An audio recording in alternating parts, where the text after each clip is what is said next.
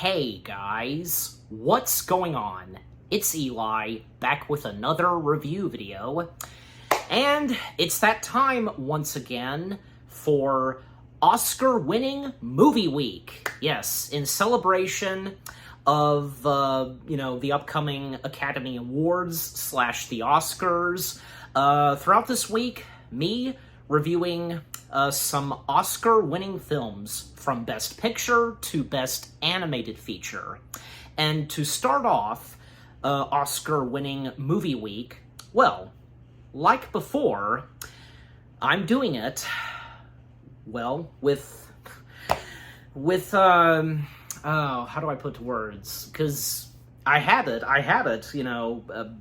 before I started recording this, speech, basically, this film, this Best Picture winning film, happens to be a sequel / follow-up to its previous installment, film that won Best Picture, and its first predecessor, the first film, it made movie history. And with this, who'd have thought?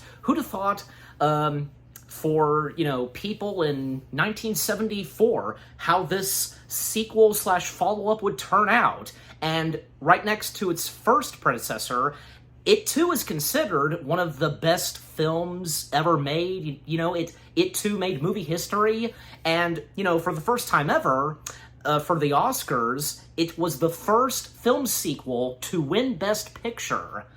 And again, because both this and its first film, they are considered true movie masterpieces. That's right, guys.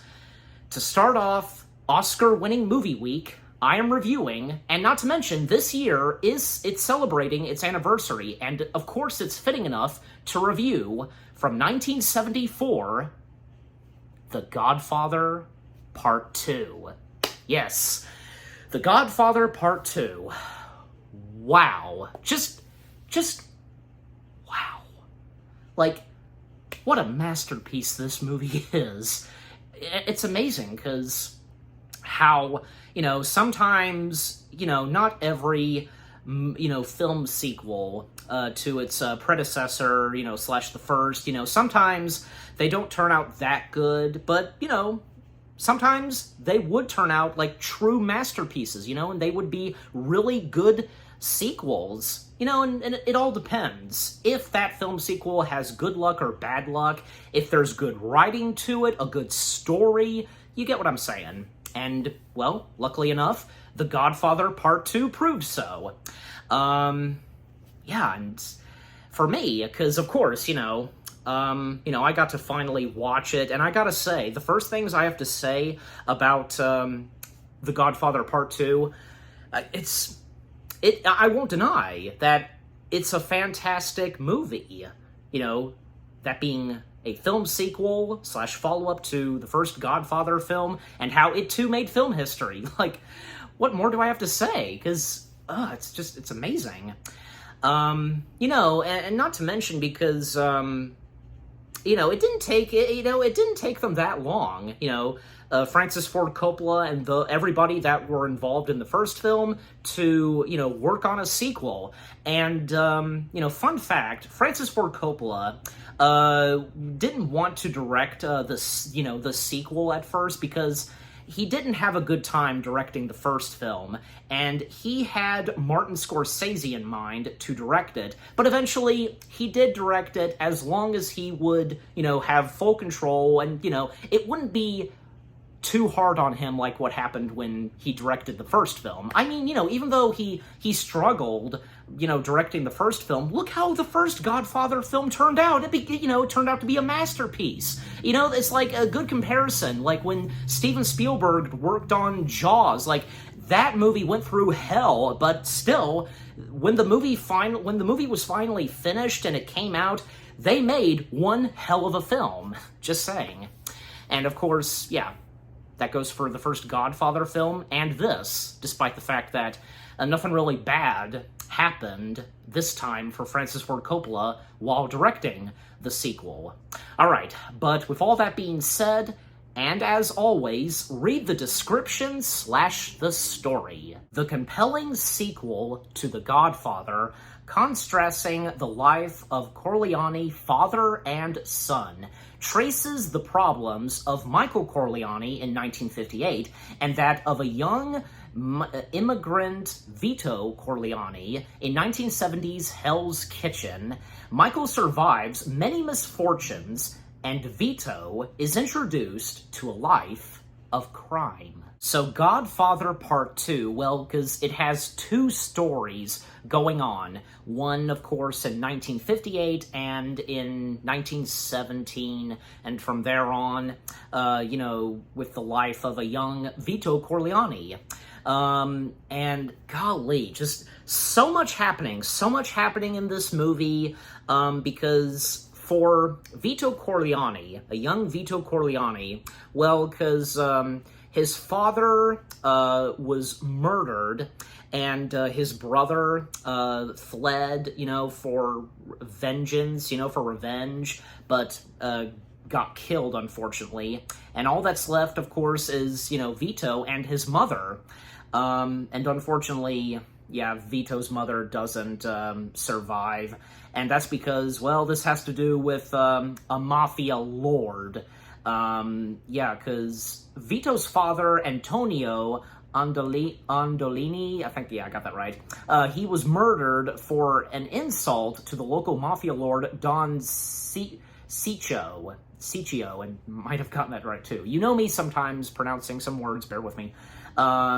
So again, Vito's older brother was murdered because, he swore revenge on the Don, and Vito's mother, he went to the mafia lord to beg for mercy and not to, harm her now only son, because Vito, at the start of this, he's only 9 years old, but the mafia lord is not having any of it because he knows for sure, and he predicted it pretty much, and, well, Vito's mother holds someone hostage, which gives Vito the chance to run away, and wouldn't you expect it, his mother gets murdered, and thus Vito flees from Corleone, Sicily, and he makes his way to the big city, New York. And from there on, his life in New York, and when he gets older, and, he finds a wife, and he has kids, and how slowly but surely he gets into the crime business. So, and as for, the modern time set in this film, 1958, because, this, of course, the Corleone family has to once again face trouble against someone else, because at a party, I believe, it was in Nevada compound to celebrate his son's first communion, if I'm saying that right. I think, it was his birthday party, wasn't it? Wasn't it his birthday or something? Or no, because I'm as always, I of course have the tablet and IMDb, and that's what it says, first communion. And, well, Michael's son, Anthony, he does receive presents. Michael meets with a corrupt Nevada senator, Pat Gary. And by the way, because, can't forget to name the actors in this film, of course, Michael Corleone, once again being played by the one and only Al Pacino. Hoo-ha! I had to. And the rest of the Corleone family. Pretty much everybody, most of everybody who was in the first film, aside from those that got killed. Tom Hagen, once again being played by the legendary Robert Duvall. Michael's wife, Kay, being played by Diana Keaton. Fredo Corleone, being played by John Cazale, if I'm saying that right. Connie Corleone, being played by Talia Shire, also, a.k.a. Adrian! I had to as well. And a couple of other familiar faces, and, those that played younger versions who we see in Vito Corleone's, like, past time. So yeah, the flashbacks we get. We'll get to them in, just a few minutes. Okay, so Michael meets with, again, what was it? Where was it again? I'm trying. Where was it? I misplaced. Oh, okay, yeah. He meets a corrupted Nevada senator, Pat Gary, played by G.D. Spradlin. I might have gotten that right, maybe. Okay, he meets him to discuss the price of the gaming license for the hotel/casinos the family is buying. Because Pat Gary, he wants the hotels. Gary, who he's obviously contempt for Michael and the other Italian businessmen, and who are moving into his state to take advantage of gambling opportunities, promises to make Michael's accusation of his gaming license a difficult process. And Michael ends his conversation with Gary when he refuses to pay the outrageous fee Gary demands. Yeah, because they want he wants the hotels/casinos, but Michael, he refuses. And because he refuses, well, what do you think happens next? So afterwards, nothing bad happens, of course. All of them keep their cools, and the party continues. And by this point, and at the start of this film, like everything seems to be going okay for the Corleone family, especially Michael. But boy, oh boy, what happens further/later on the film? Oh my gosh, it's heartbreaking and just shocking. Yeah, because no doubt about it, some shocking moments. Well, and especially for anybody who would watch this movie for the first time. So yeah. So the party continues, and after the party's all done, because Michael and Kay, they're in their bedroom, and Michael's son, Anthony, left him something like a drawing for his dad, if he likes it. He either writes yes or no. And Kay asks Michael, why are the drapes opened? And I kind of didn't see this coming. I didn't see it coming, but I wasn't like, oh my gosh. I didn't have that reaction. But, gun firing unleashes, and basically, because of the refusal of from Michael, because there you go. And, because also just so much murder and betrayal in this movie, I tell ya. Because, let me see, with no obvious means of support and of whom Michael disapproves, Connie is still resentful of her brother having her husband, Carlo, killed years before due to his betrayal of the family.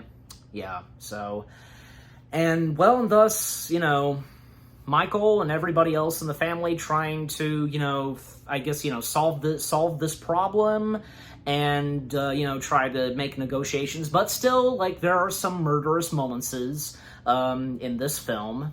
And, again, some betrayal in this. And at one point, because Michael, he has to go on a business trip, and he said goodbye to his two kids, Anthony, and there was also, and his daughter. Okay, can't find her for some reason. I didn't skip her or miss her or anything, because, again, as always, I have IMDb. She's not there.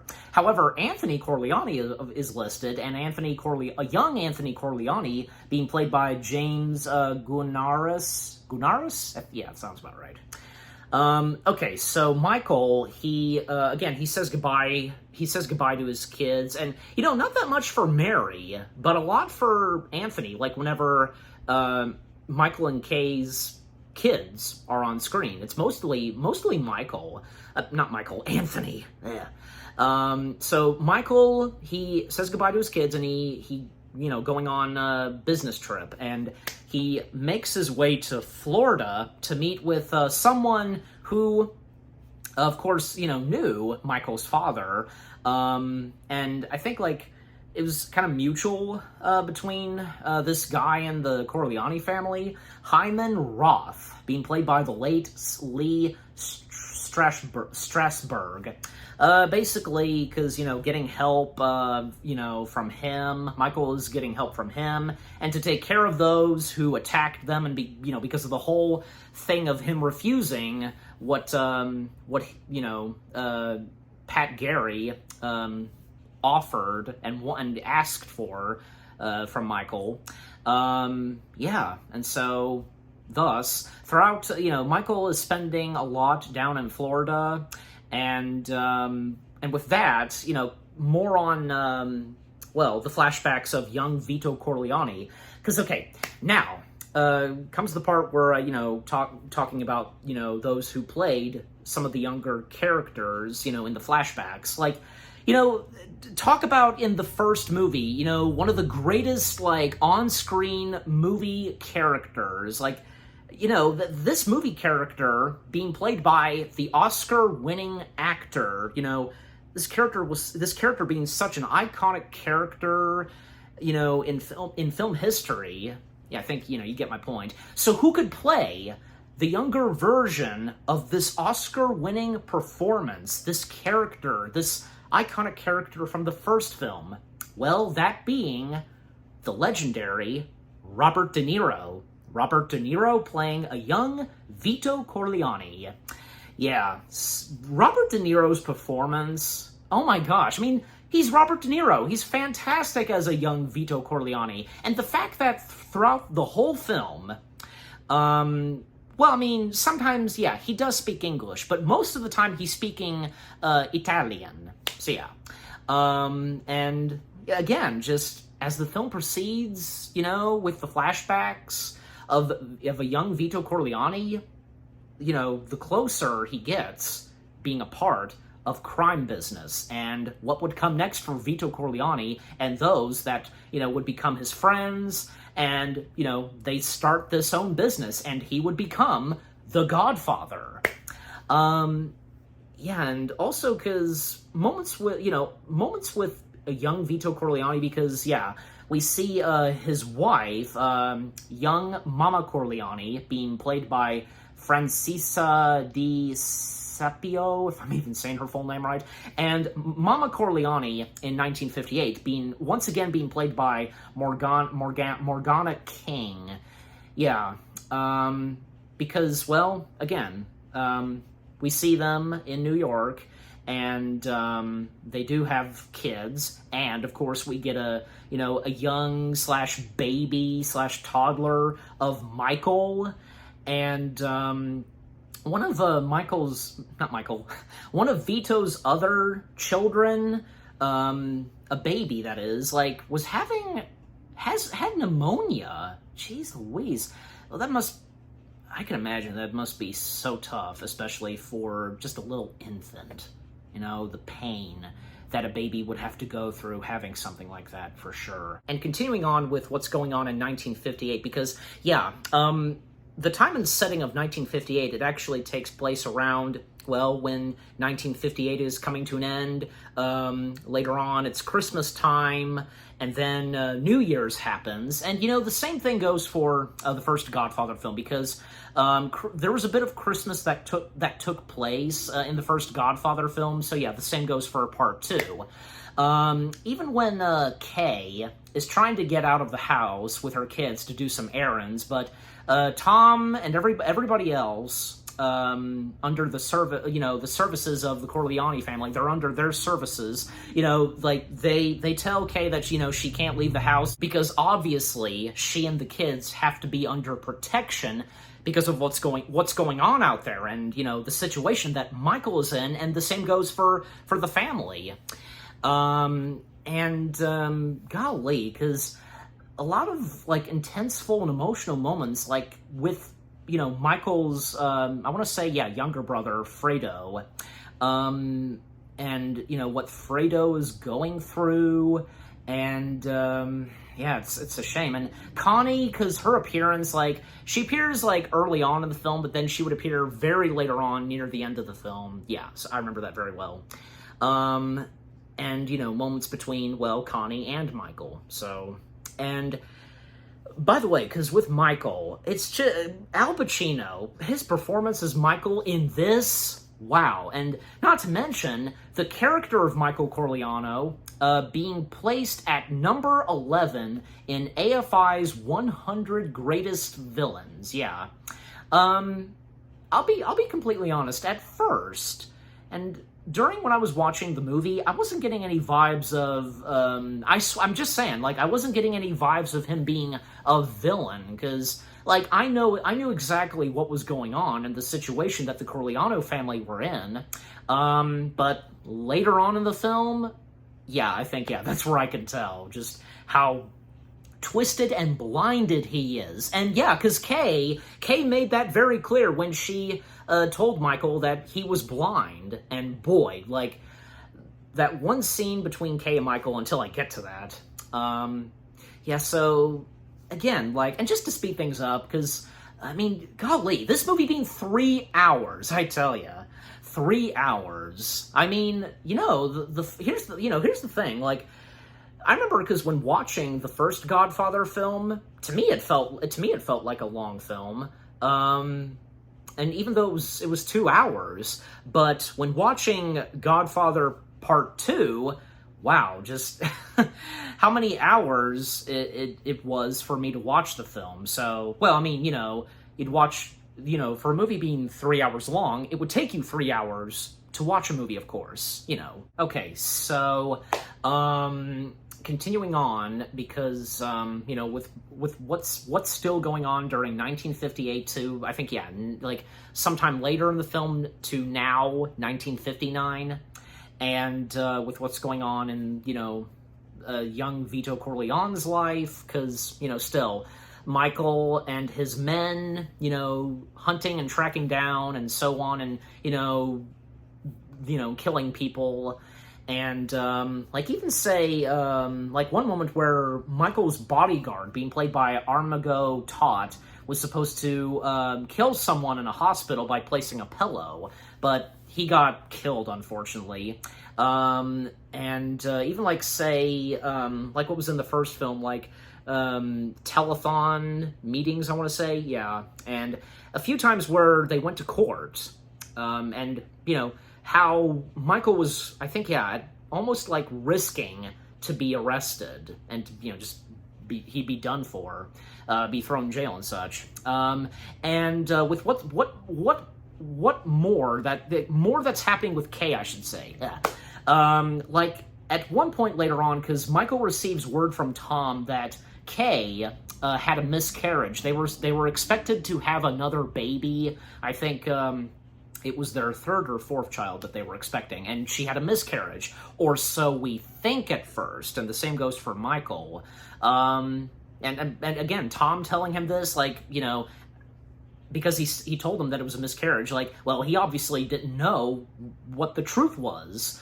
And coming back to young Vito Corleone, because, you know, some people coming to him, like, there's one moment where this single mother comes to Vito's help because a landlord kicked her out because she had a dog and her son loved the dog. And the landlord would not have any of that. And Vito, trying to bribe and convince the landlord, and, you know, telling the landlord that, you know, he can come to Vito to talk to him and such, and that's what the landlord does. Even, like, say, when Vito is confronted by this, like, big, like, I want to say mafia boss, and then eventually, you know, Vito kills him.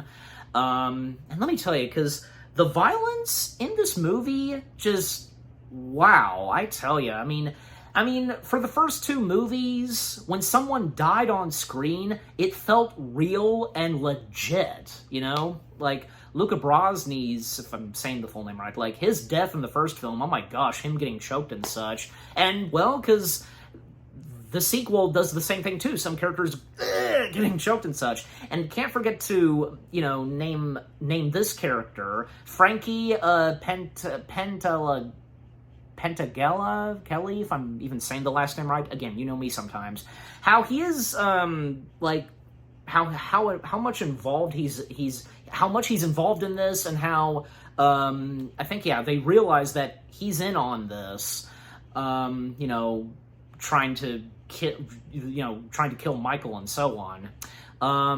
And with young Vito Corleone, because later on, near the end of the movie, because he and his family, they traveled back to, Corleone, Sicily, if I think I got that right, yeah. And he knows, and, you knew that this was coming, because while he's there and, having family time, a big family reunion, I guess you could say, at one point he meets the mafia lord, and, introducing himself to the mafia lord, telling him who his father was and who he is, and what he gives the mafia lord in return, like just slicing him. Oh my gosh. And again, that mafia lord, he predicted it, because Corleone, he would grow up to seek revenge and to kill him. And that's what he does. And coming back to the present time, in the film, the late 1950s,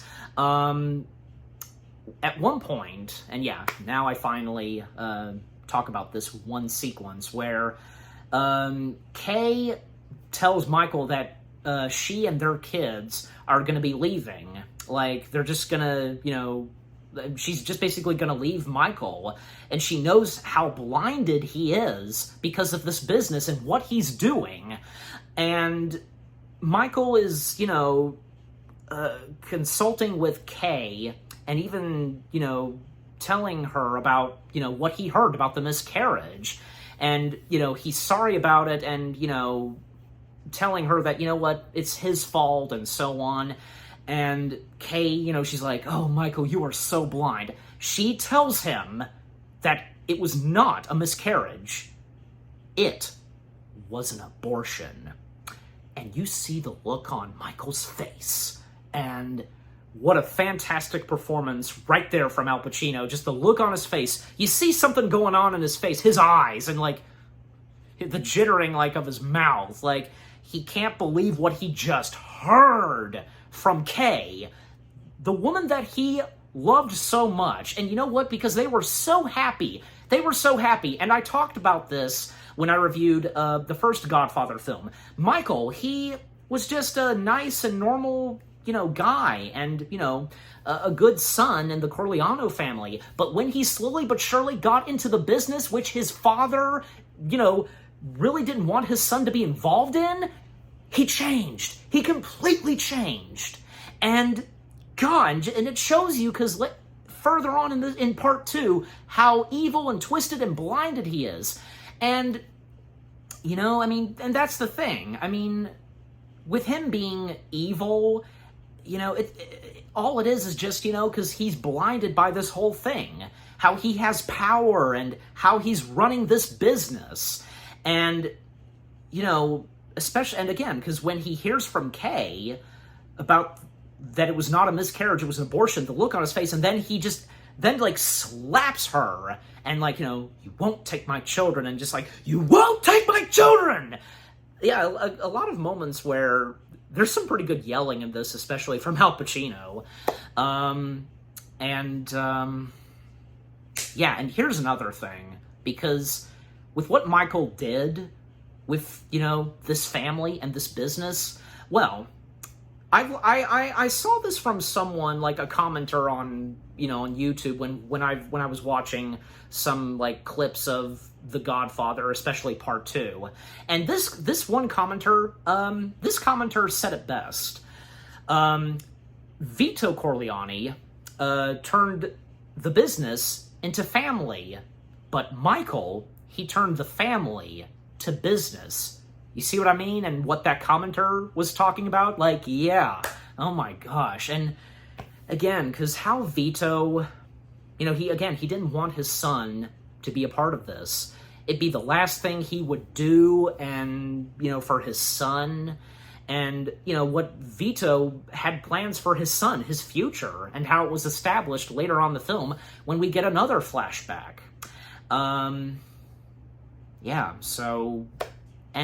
to speed things up some more, because what happens next, and because Kay said to Michael that, she and their kids, they were going to leave. Well, that's the opposite, because Kay is the one that leaves, while their kids remain with him.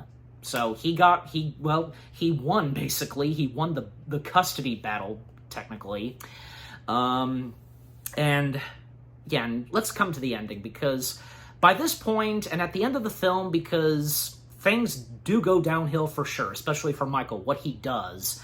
From, say, Fredo to Hyman to Frankie, because, Hyman was a traitor, and I think Frankie was too, I'm pretty sure. Well, yeah. In fact, there was a moment between Frankie and Tom, and, Frankie established this pretty good, like, saying that the Corleone family was like, the Roman Empire or something like that, and Tom agreed on that, that, it once was. But, of course, the Corleone family, the business completely changed when Michael stepped in and filled in his father's shoes. So,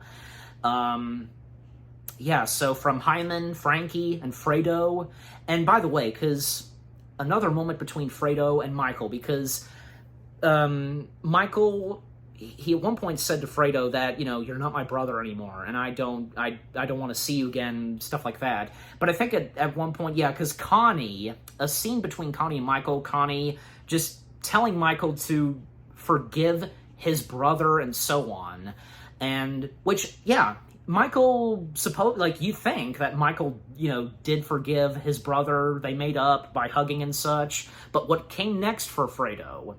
Because again, Fredo, Hyman, and Frankie, each of them getting killed. And even when, say, Kay, she said her goodbyes to her two kids, because again, they were to stay with their father. And, right as Kay walks out the door, giving one last hug goodbye to her younger daughter, Mary, and, telling Anthony to, give Mommy one last kiss goodbye and so on. And then Michael stepping in, and that look on his face, like, Anthony missed his shot. He missed his chance for one last kiss goodbye from his mommy, because Michael just slamming the door shut on Kay. Oh, man, that's tough. Even when, say, Fredo was taking Anthony fishing, and Anthony unfortunately had to go along with his dad to see Sino, I want to say, and moments with Pat Gary, more on Pat Gary, because what he's like in this movie. I mean, I really don't know what to say, because J.D. Spradlin, he was good in this movie, definitely. And even we do get an appearance, because Frankie's brother is there, and he doesn't speak English at all, but at least his brother was there because of what was going on and at court and so on. But anyways, so when Anthony gets out of the boat, and again, right as he and his uncle Fredo were about to go fishing, well, because Fredo and another guy, they proceed on out to the lake, and at that moment where we see each character getting killed, from Hyman and Frankie and to Fredo, I kind of didn't expect that. I had a feeling, I think I did have that feeling that it was coming, but still, we see, and we can hear Fredo, praying to God and such, Our Father, who art thou in heaven, and so on. And when we cut back to Michael, because he's watching from the house, at the window, watching, the boat outside where his younger brother is, and we hear a gunshot. The guy behind him, the guy that was riding in the boat with Fredo, he shot and murdered Fredo. Michael murdering his own flesh and blood, his own brother. Oh my gosh. It really shows you how twisted and crazy Michael has become, because when he stepped into this business, need I go on? Okay, and we get one more flashback. And yeah, because I think Michael is thinking about this because, yeah, obviously this one flashback, it takes place, well, before the events of the first film, because when the Corleone family was a family, because, you know, we see, you know, from Tom, Michael, Connie, Fredo, even say, the late Abe Vigoda, once again reprising his role as Sal Tessio, if I'm saying the last name right, and James Caan, James Caan making an appearance in this, an uncredited appearance, although Abe Vigoda got a credit. Why didn't he get a credit? Well, I mean, I would assume that the audience knew that was him and his, you know, who his character was. Yeah, James Caan, he too is there in this flashback, once again playing Sonny Corleone. And fun fact on this flashback sequence, Marlon Brando was supposed to reprise his role as Vito Corleone in this flashback with, you know, the whole family. But because what Paramount Pictures did and how they treated Marlon Brando while, you know, working on the first Godfather film, he didn't show up because I think, yeah, because he didn't like how he was being treated by Paramount, and I'm sure there was probably, I would hope there was nothing against Francis Ford Coppola as well, you know, but, you know, anything wrong between Coppola and Brando. You know, it's just, you know, the people at the time running Paramount Pictures, I would assume. So again, Marlon Brando didn't show up when he was supposed to, you know, appear and reprise the role and such. So because he didn't show up, Francis Ford Coppola had to rewrite that flashback sequence, and they waited and shot it the next day. So yeah. And thus, you know, what we see in this last flashback, well, you know, it's pretty good. And what's going on is that, you know, they're all there and they're all waiting until Vito Corleone gets back because I think, yeah, it's his birthday. You know, we see Michael in that flashback. He's just, you know, we see him at the time when he was a normal, you know, great son, man in the family. But, you know, still, because what he mentioned and what was brought up between him, Sonny, Tom, because both Tom and Vito, because they had plans for Michael's future, but what Michael did, because, well, he joined, was it the military? Yeah, and Sonny, he's pissed off at his brother, and just almost kind of like punching him and such. You know, he's very pissed off and even calling Michael stupid. And eventually, yeah, Vito shows up, even though we don't see Vito on screen, and of course that being Marlon Brando, because everybody leaves the dining room table except for Michael. You know, they have the birthday cake, and, you know, they surprise him, and he's a jolly good fellow, and yeah, and just Michael sitting there alone, and you know what? What would come next for him? And one of the last shots we see is just Michael alone at a bench, and, you know, because again, obviously he was thinking of you know, that flashback, and, you know, by this point he lost everything.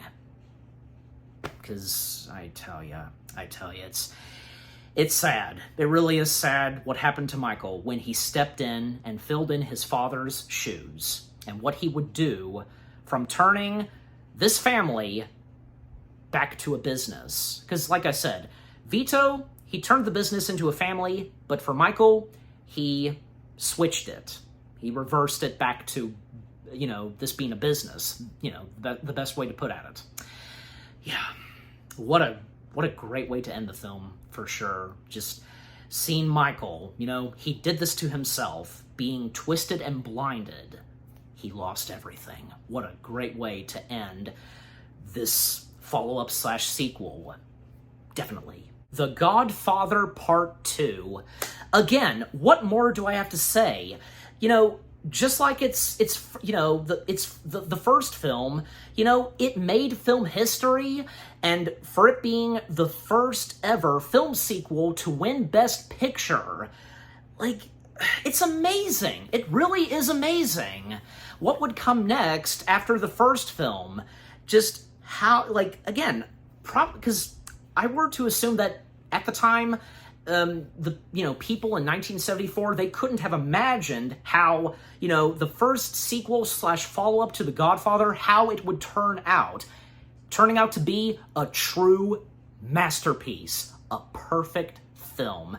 The story is fantastic, the characters and the development, especially that goes for Michael. The music, the music never fails in the Godfather trilogy. It's fantastic. It's, great music, and, the films have fantastic scores. The violence and the intenseful moments, the drama, the emotional moments, and there are times where in the Godfather films they have one or two funny moments, come on. It doesn't hurt for a movie like this to have a few funny moments. So yeah, I think I do recall when me and my dad, we saw the first Godfather film, I think us and a couple of other people, we did laugh at a few things. So yeah. So overall, The Godfather Part 2, just what a masterpiece of a movie this is. And for it being a sequel / follow-up to a previous masterpiece of a movie,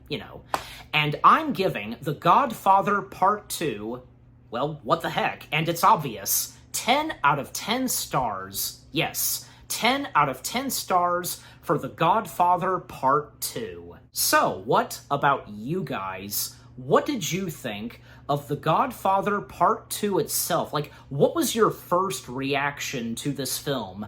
And, with two stories going on back to back, the intenseful moments, the murders / kills, the shocking moments, everything in this movie, and what I've had to say. And what did you think of my review? Leave comments and give this review video a like as always. So, with all that being said, thank you very much for watching. I hope you guys enjoyed my review of The Godfather Part 2. More review videos are on the way. They're going to be awesome. Keep looking forward, and I'll see you guys in the next video / review. And Oscar-winning movie week has just begun. Stay tuned later tonight, because the next film I'm going to be reviewing, which, of course, won Best Picture, well, let's just say this one has Russell Crowe in it. Yeah, you probably know what it is. And happy anniversary to The Godfather Part 2. Take care, and until I review The Godfather Part 3, yeah, we all know how that turned out, peace out.